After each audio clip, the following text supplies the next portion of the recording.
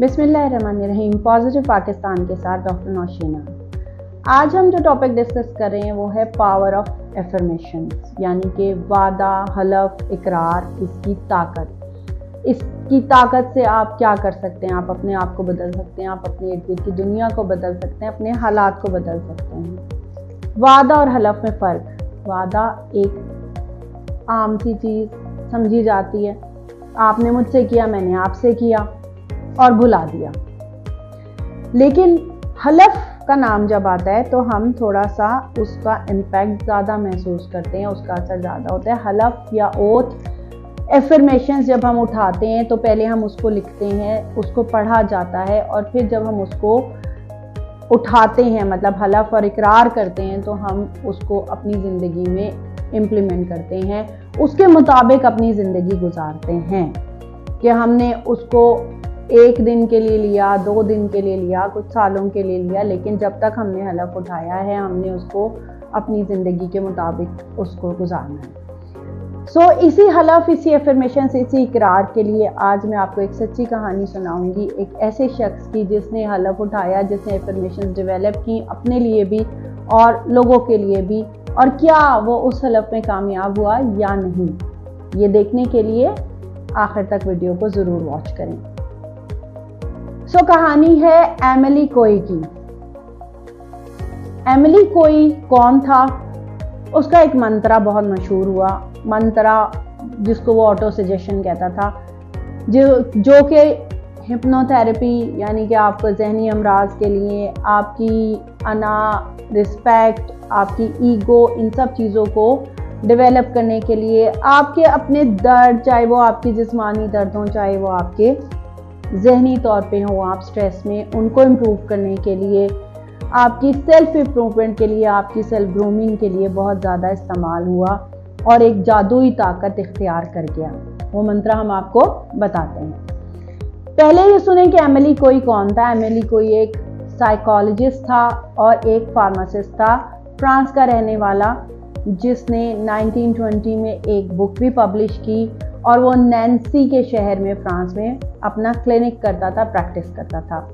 उसकी बुक का, उसकी किताब का नाम है self mastery through conscious auto suggestion, यानी कि आप अपने आप के लिए मास्टर, अपने एक मुकम्मल शख्सियत कैसे बन सकते हैं। आप खुद को ही ऑटो सजेशन दें, आप अपनी ज़ात के लिए जो जो आपकी प्रॉब्लम्स हैं, जो हैं, उसके मुताबिक अपनी एफर्मेशंस भी बना सकते हैं। लेकिन उसने जो एफर्मेशन बनाई एक जनरल पब्लिक के लिए, जो कि बहुत मकबूल हुई, वो थी every day in every way I am getting better and better, यानी कि हर रोज़ हर तरह से मैं बेहतरी की तरफ जा रही हूँ या जा रहा हूँ।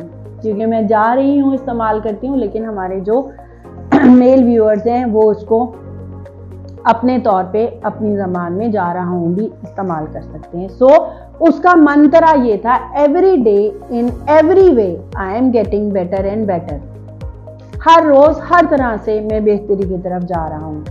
कोई का तरीका क्या था? कोई ने कहा कि इसको पहली बात यह है कि आपने अपनी पूरी विल पावर से पढ़ना है, दिन में 20 दफ़ा दोहराना है, दिन के आगाज़ में, दिन के इख्तिताम पे 20 दफ़ा सुबह, 20 दफ़ा शाम। ये डोज है और इस डोज को लेने के लिए आपको पानी की ज़रूरत नहीं है, आपको विल पावर की ज़रूरत है। विल पावर यानी कि आपका अपना इरादा, आपकी कुव्वत इरादी।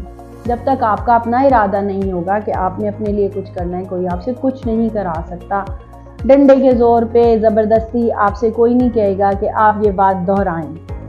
लेकिन जब आप खुद से तैयार होंगे कि हाँ मैंने ये करना है, तो आप खुद दोहराएंगे। इसको ऊंचा बोलें, अपने कानों तक सुनाई दे आपकी आवाज़, ताकि आपका जो सबकॉन्शियस लेवल है, जो आपका जहन है, वो इसको कबूल करे और आहिस्ता आहिस्ता आप इसी के मुताबिक ठीक होते चले जाएं।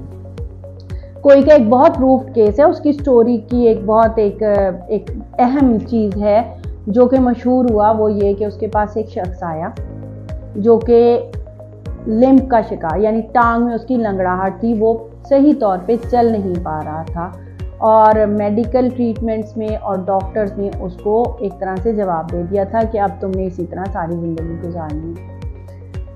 कोई ने उस मरीज़ के ऊपर काम किया और उसको यही मंत्रा बताया और उसको कहा कि तुमने ये सुबह शाम इसी तरह पढ़ना है, कुछ अरसे के लिए पढ़ना है। और एक जादुई ताकत देखें इस मंत्रा की कि गेटिंग बेटर एंड बेटर। कुछ अरसे के बाद वो शख्स सही तौर पे, मुकम्मल तौर पे चलना शुरू हो गया। और कोई की ये बात, इस मरीज़ की पूरी रिपोर्ट उस वक्त के न्यूज़पेपर्स में पब्लिश हुई, बहुत मशहूर हुई। और इससे ये साबित हुआ कि आप सेल्फ अफर्मेशंस, आप अपने हलफ, आप अपने इकरार से ना सिर्फ ये कि अपनी जहनी हालत बदल सकते हैं, बल्कि आप अपनी जिस्मानी हालत भी बदल सकते हैं। आप अपनी हर तरह की बीमारी से मुकाबला कर सकते हैं, चाहे वो जहनी हो, चाहे वो जिस्मानी हो। तो इन्हीं चीज़ों को देखते हुए मैंने ये सोचा कि क्यों ना हम भी इसको अपनी ज़िंदगी में अप्लाई करें। कैसे? हम आपके साथ चल रहे हैं, मैं भी इसके अंदर शामिल हूँ। हम 21 डेज़ का चैलेंज लेके आ रहे हैं और इस 21 दिन में रोज़ाना आपको एक छोटी सी वीडियो अपलोड की जाएगी जिसके अंदर एक आपसे हलफ लिया जाएगा, एक आपको इकरार किया जाएगा। आप इकरार करेंगे कि आपके पास क्या क्या नेमतें हैं, शुक्रगुजारी के क्या मौके हैं, और आप हलफ लेंगे कि हमने उनको किस तरह से अपनी ज़िंदगी की बेहतरी के लिए इस्तेमाल करना है। So be ready for 21 days challenge, जो कि आपके नेक्स्ट अपकमिंग वीडियो डे 1, 2, 3 से स्टार्ट होगा।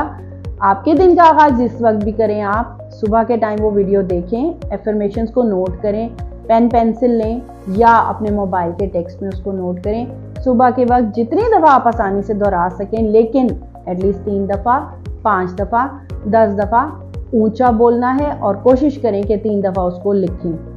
पेन से जब आप लिखेंगे, कॉपी पे लिखेंगे, तो उसका सबसे ज़्यादा अच्छा इफेक्ट आएगा बजाय इसके कि मोबाइल पे लिखें। लेकिन दोहराएं उसको। और फिर दिन के एंड में, जब आपके दिन का इख्तिताम हो रहा है, आप सुकून से जब आप अपने घर आएँ, अपने बेड पे लेटें, तो वो दोबारा से दोहराएं। अगर पॉसिबल हो तो वीडियो दोबारा देखें कि एफर्मेशंस क्या थी, मैंने किस तरह से दोहराई, मैंने किस तरह से लिखी, और पूरे दिन में क्या मैं उसके ऊपर कुछ अमल कर सका, मतलब 1%, 2% कितना मैं अमल इसके ऊपर कर सका। आपकी विल पावर कि आप किस तरह से इसको लेके चलते हैं चैलेंज को, बहुत ज़रूरी है। So stay tuned with us. Day 1 का चैलेंज, उसके बाद डे 2, डे 3, 1 by 1 सारी वीडियोज़ आएंगी और हम बेहतरी की तरफ जाएंगे पॉजिटिव पाकिस्तान के साथ।